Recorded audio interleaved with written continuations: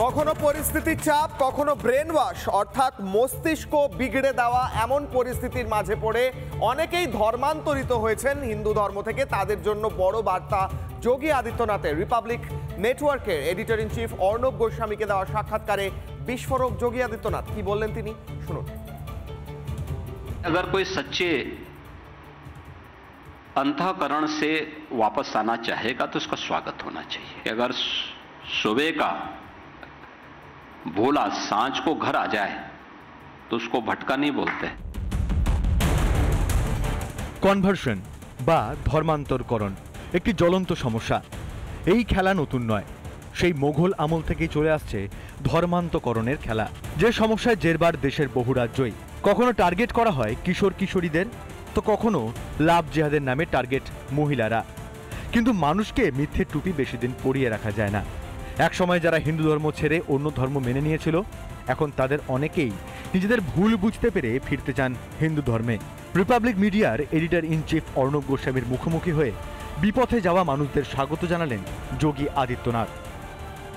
इसी कालखंड में कुछ हुआ है तो दबावश, लोभवश, किसी अन्य कारण से वापस आता है और सनातन धर्म के मूल्यों और मर्यादाओं का पालन करता है तो हमें उसका स्वागत करना चाहिए। मैं इसका पक्षधर हूं। 2022 সালে ধর্মান্তরকরণ নিয়ে উদ্বেগ প্রকাশ করেছিলেন খোদ সুপ্রিম কোর্ট। এই ধরনের ঘটনা জাতীয় নিরাপত্তাকে প্রশ্নের মুখে ফেলতে পারে, তাও পর্যবেক্ষণে জানিয়েছিল শীর্ষ আদালত। এবার ধর্মান্তরিতদের উদ্দেশ্যে খোলাখুলি বার্তা দিলেন উত্তরপ্রদেশের মুখ্যমন্ত্রী। রিপাবলিক বাংলা। কখনো শুনতে হয়েছে গোটা কলকাতাটাই নাকি ওয়াকফ প্রপার্টি, কখনো শুনতে হয়েছে কালীঘাট মন্দির ওয়াকফ প্রপার্টি। এবার হাস্যকর দাবি উঠে এসেছে কুম্ভ মেলা যেখানে হচ্ছে সেটাও নাকি ওয়াকফ সম্পত্তি। এই গোটা বিষয় নিয়ে মুখ খুললেন যোগী আদিত্যনাথ। কি বললেন রিপাবলিকের এডিটর ইন চিফ অর্ণব গোস্বামীকে দেখুন বিশেষ প্রতিবেদন। महाभारत के पहले 5500 वर्ष पहले भी एक इसी प्रकार के भारी समागम का उल्लेख हमें देखने को मिलता है।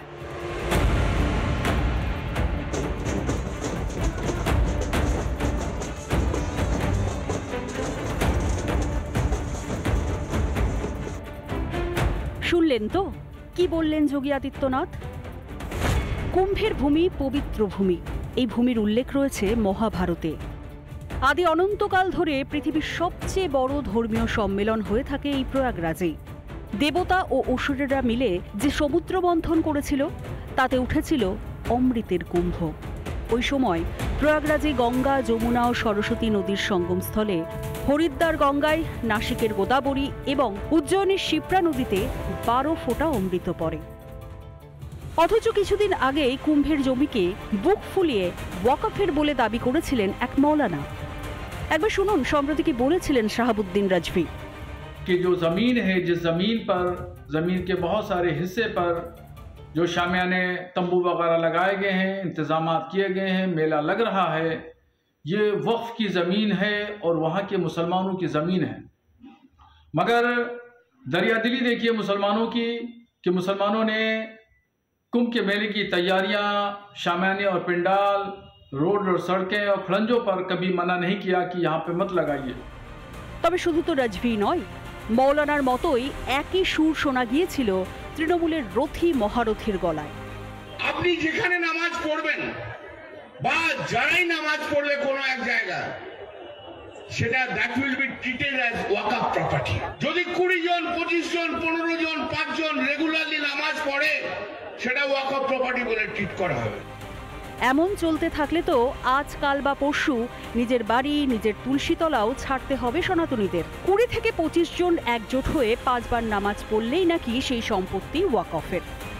মানে কোনোদিন আপনার বাড়ির চৌহদ্দিতে নামাজ পাঠ করলেই সেই জমি হয়ে যাবে ওয়াকফের। এই দুঃসাহসে ভর করেই তো দেয়া হয় দাওয়াতে ইসলাম। যাদের সেই আল্লাহর সেই রহমত যাদের দেননি, তারা যদি তেলাওয়াত এবং কোরআন শরীফের মানে যদি বুঝতে পারেন এবং একজনকেও যদি আমরা ঈমান দিতে পারি, তাহলে আমরা আমাদের জান্নাতের পথ একেবারে সুদৃঢ় হয়ে যাবে। আমরা নিজেরা মুসলিম ঘরে জন্মেছি, মুসলমান ঘরে বড় হয়েছি, আমাদের নামাজ আদব কায়দা সব আমাদের বেশিরভাগই মানুষের জানা। কিন্তু যারা দুর্ভাগ্য নিয়ে জন্মেছে, যারা ইসলাম নিয়ে জন্মায়নি, তাদেরও দাওয়াতে ইসলাম অর্থাৎ ইসলামের দাওয়াত দিয়ে তাদের মধ্যে ঈমান নিয়ে আসলে এটা আল্লাহ তাআলাকে খুশি করা হবে। পাশে থাকার আশ্বাস দিতে শোনা গিয়েছিল মুখ্যমন্ত্রী মমতা বন্দ্যোপাধ্যায়কে। যতই মনে রাখবেন,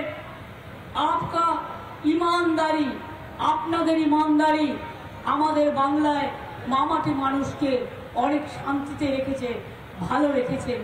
আপনারা শান্তিতে থাকবেন, আপনারা স্বস্তিতে থাকবেন, আপনাদের জীবনের নিরাপত্তা দেওয়ার দায়িত্ব আমাদের। তবে সেই দিবাস্বপ্নের দিন শেষ, এবার ছিল জবাব দেওয়ার পালা। কোনো বেআইনি ওয়াকফ সম্পত্তি থাকবে না, 1 ইঞ্চি জমি নেওয়া হবে। রিপাবলিক মিডিয়ার এডিটর ইন চিফ অর্ণব গোস্বামীর মুখোমুখি হয়ে এমনই হুঁশিয়ারি যোগী আদিত্যনাথের। 1 इंच लैंड लेंगे।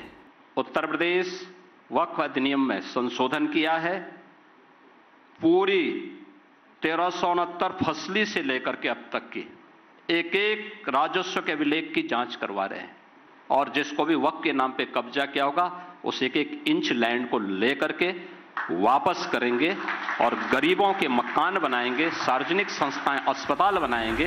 এখানেই শেষ নয়, ওয়াকফ বোর্ড ও ভূমি মাফিয়াদের এক বন্ধনীতে রাখলেন যোগী।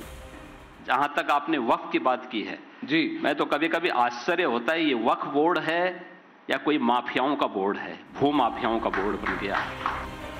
1954 সালে সংসদে প্রথম ওয়াকফ আইন পাশ হয়। তখন ওয়াকফ বোর্ডের হাতে এত বেশি ক্ষমতা ছিল না। পরে 1995 সালে সেই আইন সংশোধন করে কংগ্রেস সরকার নতুন আইন আনে।